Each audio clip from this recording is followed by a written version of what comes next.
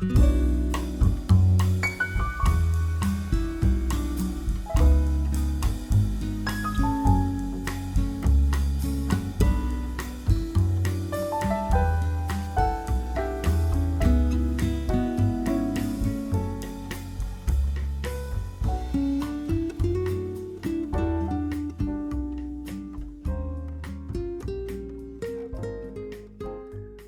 there everyone, it's been a while.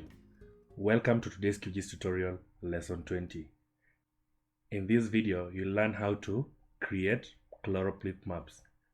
If you haven't subscribed to my channel, please do so that you can get a notification when I upload the next video.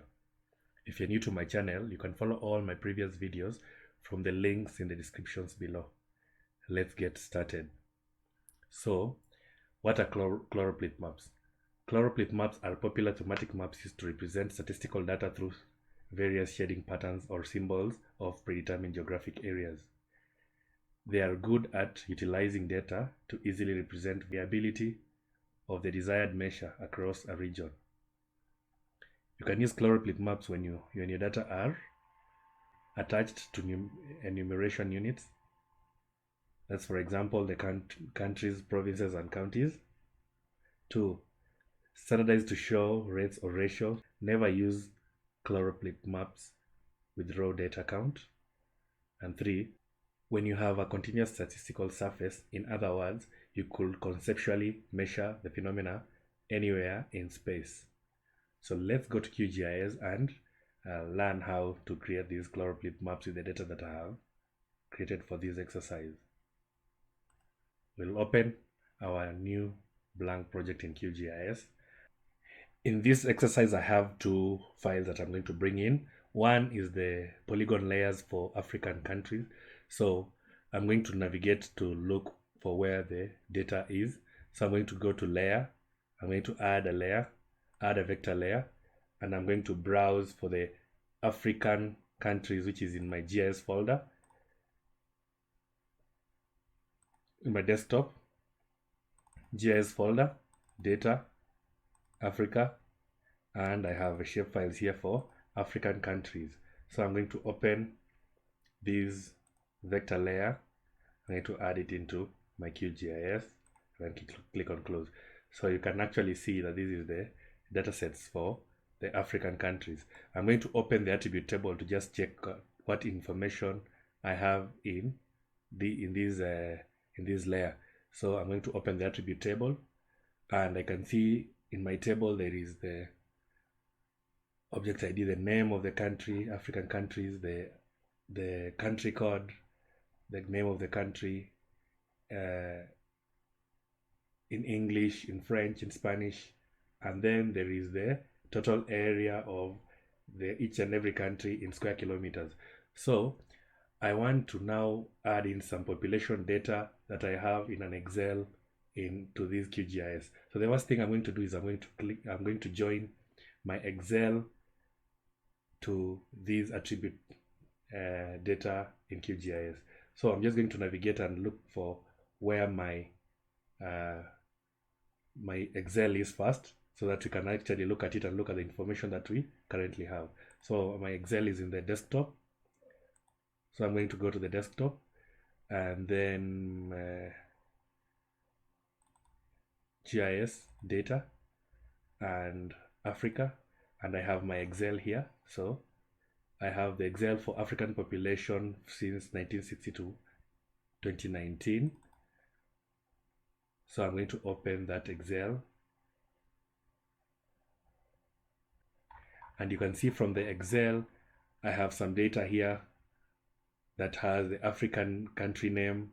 It has some population data here, like from 1960 to 1961, 1963, going up to the year 2019. So I want to join this layer here with my polygon layers in QGIS. So the first thing I look for in my layer is a column that has a unique identifier. So for this case, I can see there is the country code here, and in my Excel here, in my attribute table here again, when I open this attribute table, I can see that there is a column called ISO3, which has all the country codes for Africa. So what I'm going to do first is I'm going to save this file here as a CSV layer so that we can actually bring it into QGIS. So I'm just going to go to File. Because it's just an Excel file, I need to save it as a CSV file. So I'm going to save it in the same folder, Save As. It is still African population 1960 to 2019, but instead of just having it as an Excel workbook, I'm going to save it as a CSV file. So CSV file, delimited, so that I can load it easily in QGIS. So I'm going to save it as a CSV file. I'm going to say yes. Then I'm going to click on close. So the next thing I want to do is, now that I have a CSV file here, you can see now I have a new file here, and it's a CSV file, separated values file. I need to bring it into QGIS. There are actually two ways you can actually bring it into QGIS. The first way is just by selecting the file and dropping it in the layers tab here. Let's do that first, and then let's look at how the Excel looks like. So I'm just going to click on close. Now I've already dragged it and dropped it inside here because it doesn't have coordinates. That's how you can actually load it. So I'm going to open the attribute table, and then let's see what happens. When I open the attribute table, you can see in the places of the field, it has actually replaced them with field 1, field 2, field 3, field 4, and continuously like that. So this might be confusing to you. If it is the first time, you can see the titles of these fields are filled with a number. So I'll encourage you to not be bringing that data like this. So I'm going to remove this layer because we want to maintain the headers. So I'm going to remove the layer. Now I'm going to add now the layer in another way. Now that is layer, add a delimited text layer because you are working with the CSV file. Then I'm going to browse for where the delimited text layer is, and I'm going to look for it. It's in the desktop, GIS, data, Africa, Excel, and now you can see this is my CSV file here. So I'm going to select the CSV file and then open, and then I'm going to do some, since it doesn't have any coordinates, I'm not going to say point coordinate. I'm just going to say no geometry attributes. I'm going to leave the projection to that, and then this is the sample of how my data looks like. Now you can see the headers are now perfectly okay. So I'm going to click on add, then I'm going to click on close, and it has been added. And when you open the attribute table now, you'll notice the change. It maintains the headers of the Excel file. So the next thing I'm going to do now, these are two files. I need to join this layer, which is the African population, to these African countries, shapefile. So what I'm going to do, in order for me to be able to join, is I'm going to go to right click on the layer and go to properties. Then I'm going to select join from this window here. So I'm going to select join.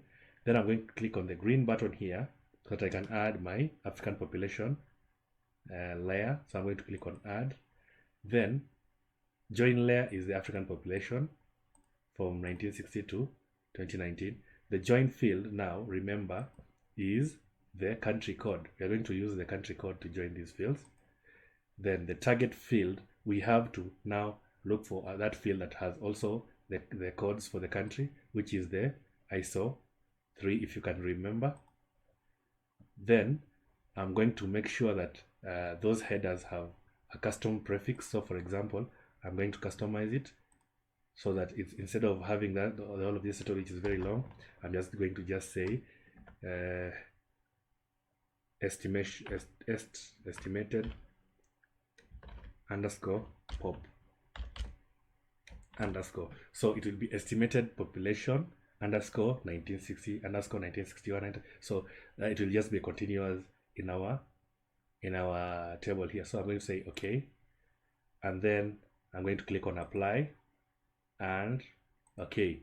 And then now when I look at my layer here, when I open the attribute table, I will see that it has actually joined all these data into this, and you can see there is the estimated population 1960, estimated population 1961. So the prefix that we actually assigned it actually took that, and you can see it's just continuous up to the end of this table here, where it has the estimated population for 2019. For 2020, actually, the Excel didn't have any data, so everything is going to be null. Now that we have our fields joined, we will just now go to the next step, which is now to create our Choropleth map. So the next step we're going to take when you want to create a Choropleth map is we are going to now choose what we want to do.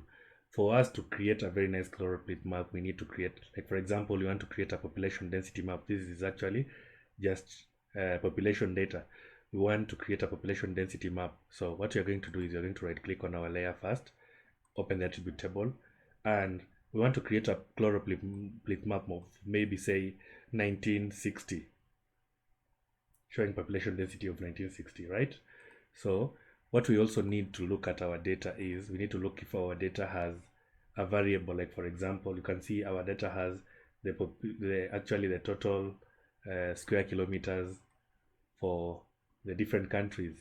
So you can see this is the values for the kilometer square for the different countries, and the formula for population density is number of people divided by the area, right? So we're going to now follow that as our basis of creating our Choropleth map. I'm going to click on close. The next thing I'm going to do is I'm going to go to the properties, right click on the layer and go to properties. Then I'm going to go to symbology. Then instead of a single symbol, I'm going to select a graduated symbol because we are dealing with values. The first thing I just want to do is I want to just show you now the difference. I want us to just use the value only of the year 1960. So I'm going to select the estimated population for 1960, and I'm going to just leave the symbol the way it is. The color ramp, I'm going to just use reds. So the darker the color, the higher the population, and the whiter color or the lighter color shows a low population. Then instead of an equal count here on the mode, I'm going to just say natural breaks, and then it will actually classify my data here. Then in 5 classes, you can actually increase to 6 classes. So I'm going to increase it to 6 classes. So let's just increase it to 6 classes so that you can have more classes. Then I'm going to click on apply, then okay, and you can now see it has actually created for you a very nice map showing the most populous regions within Africa. And you can see Nigeria is here, Ethiopia, Egypt, and South Africa. So this is actually, we want to like now do a customization. Just showing this the way it is actually doesn't really represent maybe the true reflection of what a population density map is. So what we're going to do is we're not going to add parameters to actually enable us have a very better population density map. I'm going to right click on my layer again, go to properties, then I'm going to delete all first. Then I'm going to now, instead of just using the value, I'm going to create a formula here and say the population density is the number of people. So it is this estimated number of people. I'm going to actually delete everything here, and then I'm going to come and to select fields and values. So I'm going to say population density for 1960 is the estimated population for 1960 divided by the number of square kilometers for the region. So it is divided by the square kilometers. So our formula is very okay, you can see with the preview here. So this is the formula that I'm going to now actually introduce into my value space there. Then I'm going to click on OK, and you can now see the value that you're actually doing is the estimated population for 1960 divided by the square kilometers, because the area just remained the same and it's the population that actually changes. So we want to just look at the population density map for 1960 for African region. So I'm going to click, I'm still going to use natural breaks. I'm going to click on classify, and you can now see the values are a bit smaller. So what I'm going to do is I'm going to just make sure that it's maybe 6 classes still, and I'm going to click on apply, okay. And now you can be able to see the difference showing, and this is actually a better reflection of how population density in Africa looks like. So you can actually see regions like Nigeria have so many people, and Rwanda, Burundi, followed by Morocco, Tunisia, Egypt, Mozambique, Lesotho, some bit of South Africa, and then there's some large areas like Namibia, Botswana, Angola, and Zambia, whose population density is actually very low. There is also Sudan, Somalia, and all that. So these sub-Saharan areas have very low population, and this is actually just a true reflection of this. So what you can do is you can actually create a copy of this first. So I'm going to make a copy of this. So I'm going to duplicate this layer so that I have two layers. Now this is the population density. I'm going to just rename it African countries population density for 1960. Then I want us to use this copy here, and I'm going to rename it, and I'm going to create a Choropleth map for 2019, 2009, or let's say 2010. Then this is what I'm going to do. I'm going to select this, go to properties again, and then I'm going to, before I do that, actually I'm going to uncheck this so that this is now the one that is in display.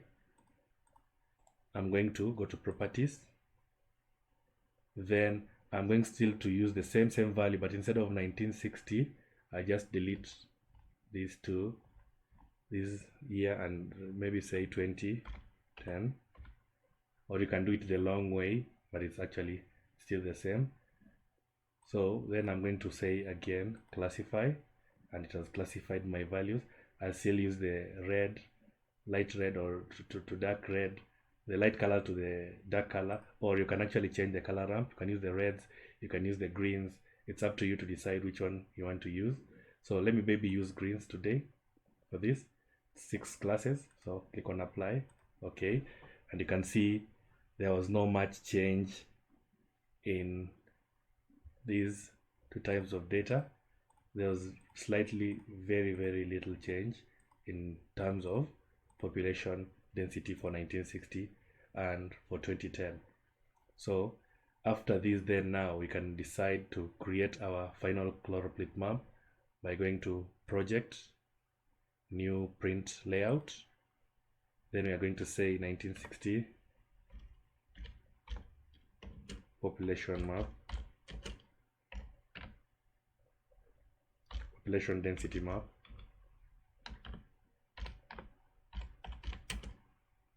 and okay. Then you're going to change the layout by right clicking and going to the page properties, and I'm going to change the layout, and I'm going to make it a portrait. Then I'm going to bring now my map here, add map, to add it to this space here.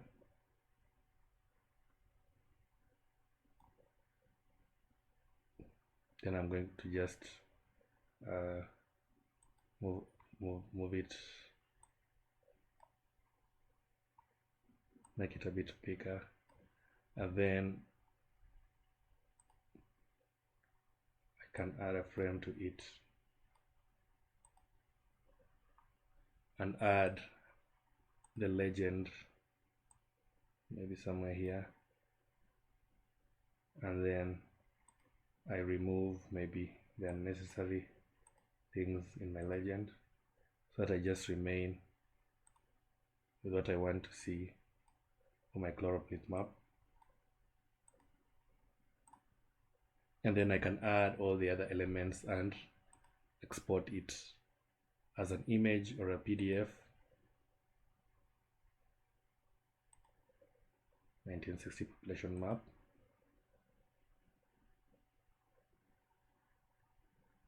And I finally have my 1960 population map as a PDF.